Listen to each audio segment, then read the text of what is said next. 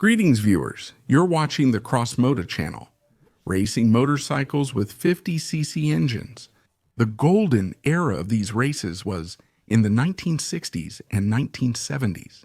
The engines of these machines produced high power, and to better realize their potential, they were paired with 8 and 9-speed gearboxes.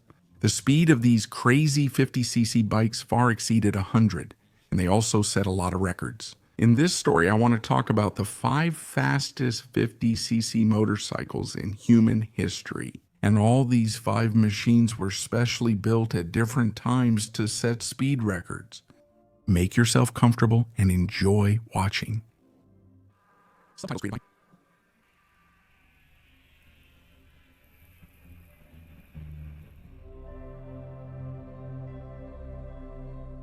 So the first motorcycle on our list is the German record-breaking NSU Baum-Two.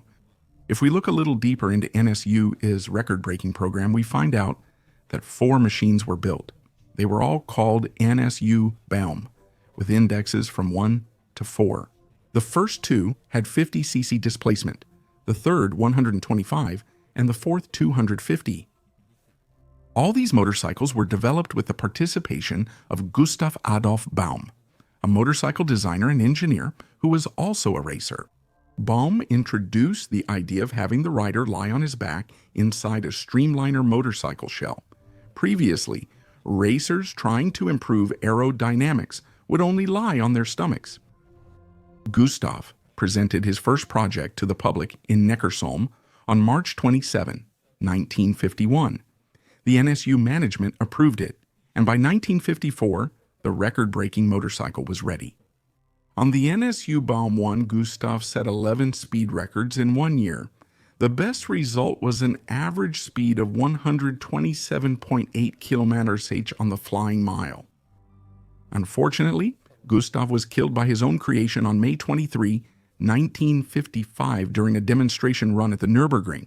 However, this event did not stop the NSU company, and by 1956, the NSU Baum-Two was ready. In May 1956, Hermann Paul Müller set an efficiency record on this motorcycle. At the Hockenheimring, he drove 65 laps covering 500 kilometers at an average speed of 100 km/h, and for the entire run, only 5.65 liters of fuel were used, which means the consumption was 1.13 liters per 100 kilometers. In August 1956, the NSU team went to the Bonneville Salt Flats in the United States of America to participate in the races. The team brought with them Baum-Two, 3, and 4. The first 2 set records, while the fourth one crashed during a test run. So what exactly was the NSU Baum-Two, and what kind of record was it capable of setting? The motorcycle was a streamlined cigar-shaped design weighing only 127 kilograms. The 49cc single-cylinder 2-stroke engine made up to 13.5 horsepower of power at 12,000 revolutions per minute.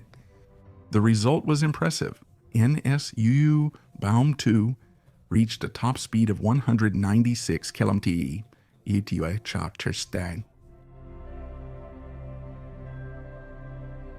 The NSU record would be broken 9 years later by the technology of another German company. Its name is Kreidler. Kreidler started producing serial motorcycles in 1951, and by 1958, a third of the motorcycles in Germany were Kreidler 50 cubics. Amid sales success, public enthusiasm, and growing capital, the company chose to enter races and soon after attempt records.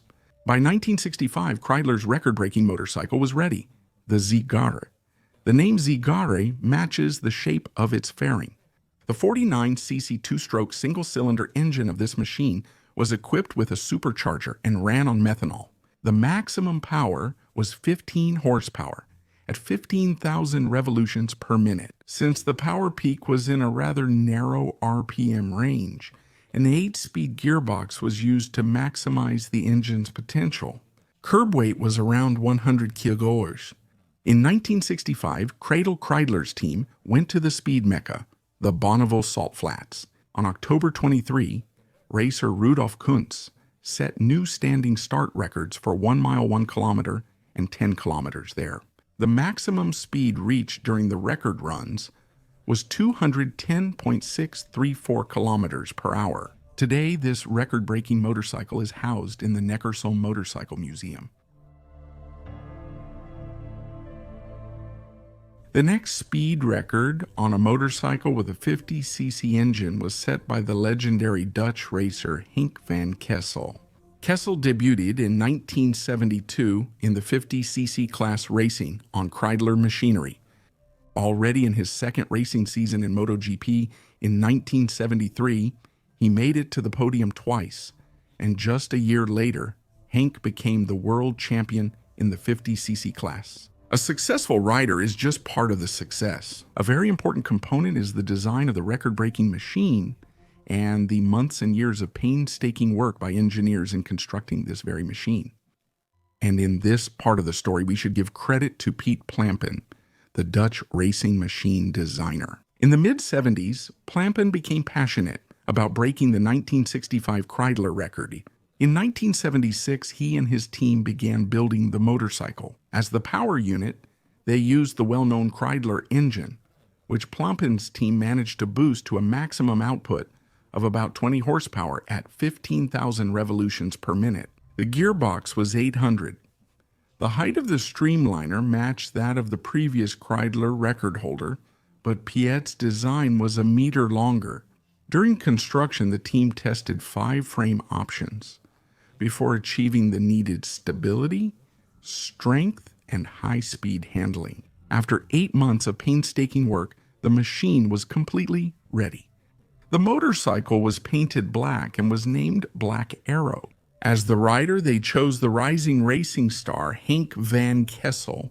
On Monday, September 5, 1977, the moment came to set the record. It should be noted that this plan was kept secret until the very last moment. Only 14 days before the run, Piet notified the FIM and other organizations. 2 days were allocated for checking the equipment on the runway in the south of the country. No wind tunnel tests were conducted, so there was a lot of anxiety. The record-breaking run occurred on the unfinished Riksweg A50 track where several issues emerged on the first day. Due to faulty timing equipment and windy weather, a test run was done using regular high-octane gasoline in the motorcycle. Black Arrow showed a result of 217.156 kilometers per hour. A pleasant result, but not enough. The next day, the weather improved.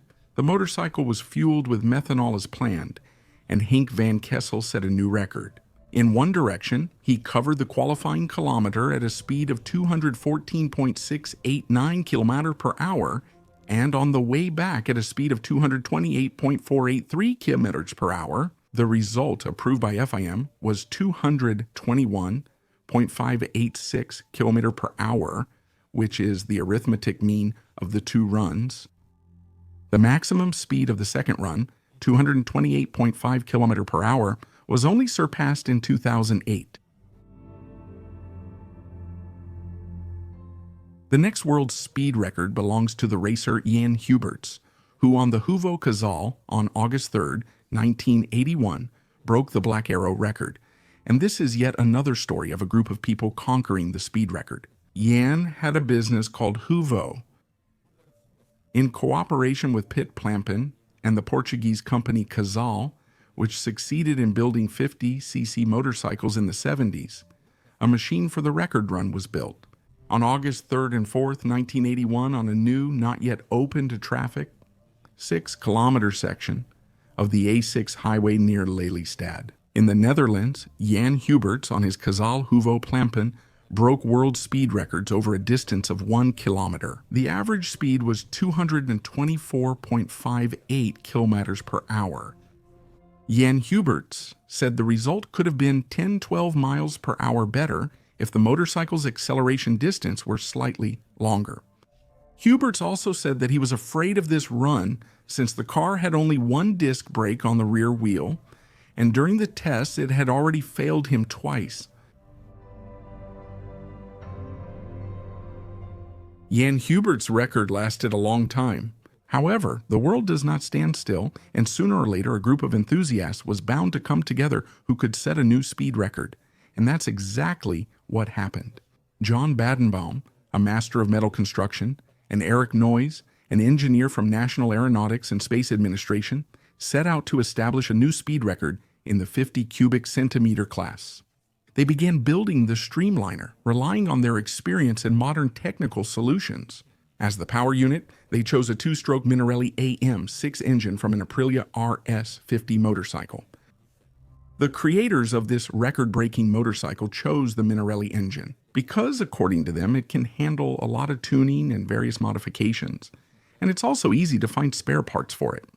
The guys modified the engine to run on methanol and equipped it with a turbocharger, and as a result, they managed to get about 23 horsepower out of it. The motorcycle was ready by 2006. And here's an example of a completely unexpected problem that can come up right before a race. At the last minute, it was discovered the rider couldn't fit in the cramped record-breaking motorcycle, and all because the rider's fireproof suit was 2 centimeters thick. They solved the problem quickly by adjusting the fairing. In 2006, BootFab Streamliner showed an average round-trip speed of 215.483 km/h on the Bonneville Salt Flats, which was 9 kilometers short of the previous record. However, in September 2008, a new record was set at 233.39 km/h, and to this day, this result remains unbeaten. But who knows what records await us in the future. At the end of this story, I want to say that, in fact, there have been quite a few attempts to set another record in this class. However, it's not that easy to just twist the throttle and set a new record. This activity involves dealing with a lot of technical issues and also comes with a huge risk. And unfortunately, some racers have left this world precisely at the moment they tried to reach the peak of glory. For example, here's a sad story. In 1984, the Argentine waif Romeo set out to break a record in this very race car. This was supposed to happen in December 1984 in Pampa del Leoncino, Argentina. It's a dried lake about 2 kilometers high. However, during the race, Vifra's car flipped onto its side at high speed and the driver was killed. So that's the story, friends, about the 5 fastest motorcycles with engines of just 50 cubic centimeters. My story ends here. Thank you for your attention. As always, your activity on the channel in the form of shares, subscriptions, and comments is appreciated. Special thanks to everyone who supports my channel financially using the details provided in the description. See you next time.